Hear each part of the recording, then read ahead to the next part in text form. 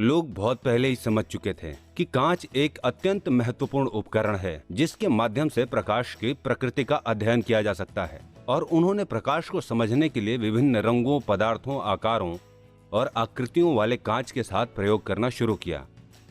कांच के ऐसे ही एक सुंदर आकार को प्रिज्म कहते हैं, जो त्रिभुजाकार फलकों वाला एक पारदर्शी बहुफलक है। जब प्रकाश एक माध्यम से दूसरे माध्यम में प्रवेश करता है तो यह अपने पथ से विचलित हो जाता है। इस परिघटना को अपवर्तन कहते हैं। हमने पढ़ा है कि कैसे कांच के स्लैब से प्रकाश अपरिवर्तित होता है। समांतर अपवर्तक सतहों के लिए, जैसे कांच के स्लैब में निर्गत किरण आपतित किरण के समांतर होती है, क्या होगा यदि अपवर्तक सतह समांतर न होकर किसी कोण पर झुकी हुई हो। एक त्रिभुजाकार कांच के प्रिज्म पर विचार करें। इसके 2 त्रिभुजाकार आधार और 3 आयताकार पार्श्व सतहें होती हैं। ये सतहें एक दूसरे की ओर झुकी होती हैं। इसके 2 पार्श्व फलकों के बीच के कोण को प्रिज्म कोण कहते हैं।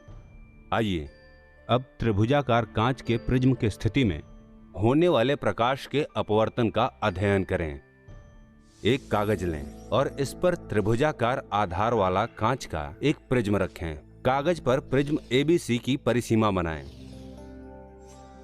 प्रिज्म की किसी एक अपवर्तक सतह माना AB की ओर झुकी हुई एक सीधी रेखा DE खींचें। माना DE के अनुदिश प्रकाश की एक किरण प्रिज्म की अपवर्तक सतह AB पर आपतित होती है।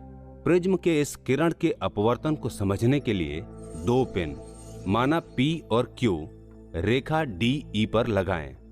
प्रिज्म के दूसरी ओर AC से पिनों P और Q के प्रतिबिंबों को इस प्रकार देखें कि वे एक सीधी रेखा में दिखाई दें। 2 और पिनों R और S को इस प्रकार लगाएं कि वे पिनों P और Q के प्रतिबिंबों के साथ एक सीधी रेखा पर स्थित हों। मान लें रेखा FG पिनों R और S से होकर गुजरती हैं।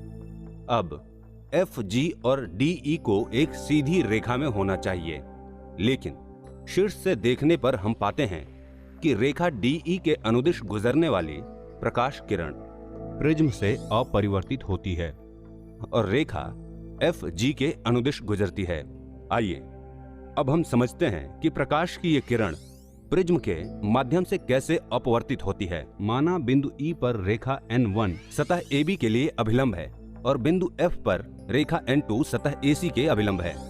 जब DE के अनुदिश प्रकाश की किरण विरल माध्यम से सघन माध्यम में जाती है तो ये अभिलंब की ओर E पर मुड़ जाती है और पथ EF के अनुदिश अपवर्तित हो जाती है।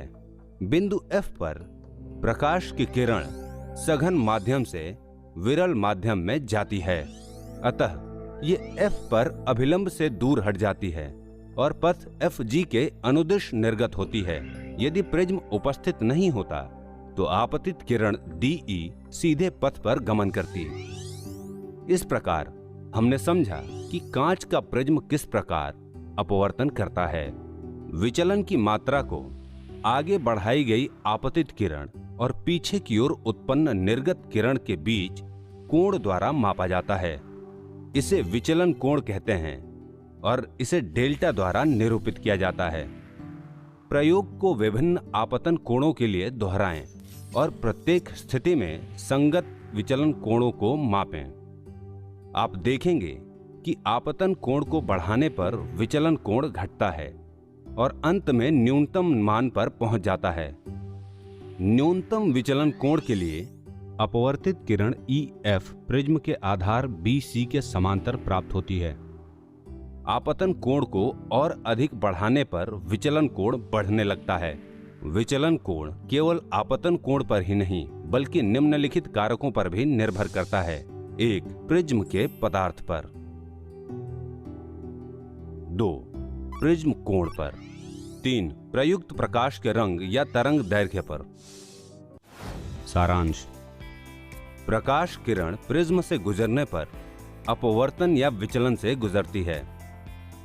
विचलन कोण को आपतित किरण और निर्गत किरण के बीच के कोण के रूप में मापा जाता है।